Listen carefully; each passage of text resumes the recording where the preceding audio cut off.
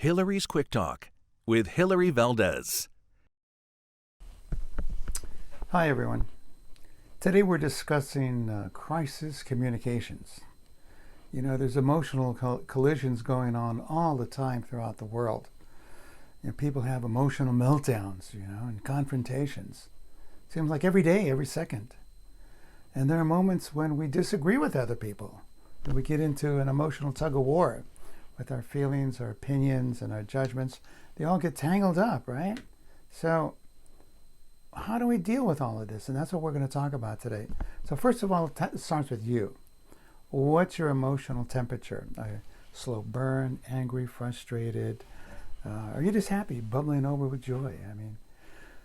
But today we don't want to look at our intervention skills and improve our negotiation skills and look at irrational responses. That's not easy really to do. Because you have to control yourself, right? Oh boy. But conflict creates an open exchange for discussion, right? It provides a platform of maintenance, of social interaction. So we're all C students in the game of life. So easy with your own expectations, A lot of this stuff is just trial and error, But you have to separate what you observe from happening from your opinions about what's happening. And then separate how you feel about what's happening from your opinions about what's happening. So get rid of your opinions when you're negotiating. Don't be opinionated. So stop being opinionated. That's kind of get in your way. That's a roadblock to communications. Assess the situation. What's going on? What's the temperature of the rest of the group, of another person? Get people to cooperate. Appeal to their belief systems, their self-motivating interest. Something like, help me help you. I want to meet your needs your way. What works for you? What do you want to see happen? And if you don't like what's happening, just take a break. Agree to disagree, okay? But help the person to talk about what's important in the current situation. Help them to understand what's going on. So get people to talk freely and openly. Everyone has psychological safety needs, right? So the atmosphere has to be free of psychological threat, emotional threat. If people feel threatened, they don't cooperate. It's just that simple. They're going to shut down. Feelings build trust. Silence builds suspicion. So give yourself time to relax and just talk. Now, you have a right to your feelings, but sometimes you got to keep them to yourself. Otherwise, you can create more problems just talking about your feelings. People have different levels of feelings, different levels of truth. Not everyone wants the truth. That's the key thing. For some people, there's a payoff for being sick. It's predictable. They'd rather just be the same. They don't want to get out of their comfort zone. But just recognize this and try to keep an objective distance from another person's anxiety.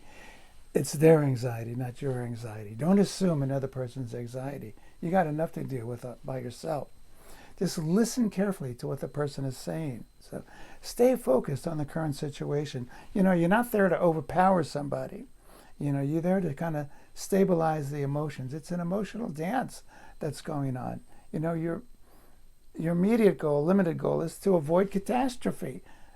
Don't let things get worse.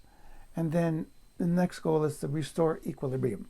Hopefully, okay, we're back to normal kind of, and then do so with a win-win approach, not a win-lose approach. Nobody likes losing, okay? So just wait, think, respond. Waiting helps your thinking. Thinking increases the correct response. So, you got to put a layer of understanding on top of all these gut feelings, and that takes time. There's a lot of psychodynamics going on here with people, so don't hurry up for closure, otherwise you'll get misunderstanding. So lead, give hope, talk about how the world should be, focus on your ideas and possibilities. So focus on solution talk, just say, I need your cooperation. You're negotiating with people's needs and, negotiating their feelings. But, so ask them, what's the next step?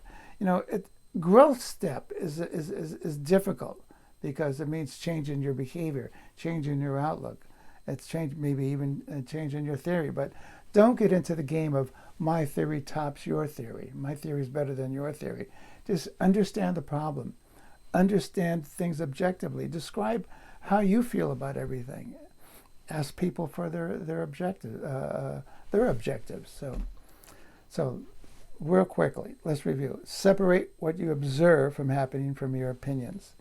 Separate your feelings. Conduct an assessment of the situation. Wait, think, respond. Okay, don't assume another person's anxiety. Okay, that's it for today. But drink water when you're arguing and negotiating with people. People dehydrate when they're under stress. So drink water. Okay, and go for a walk. That helps. We'll go for a walk together. Yeah, that's even better. Okay, safe travels. Take care. Love begins by taking care of the closest ones, the ones at home. Hillary's Quick Talk.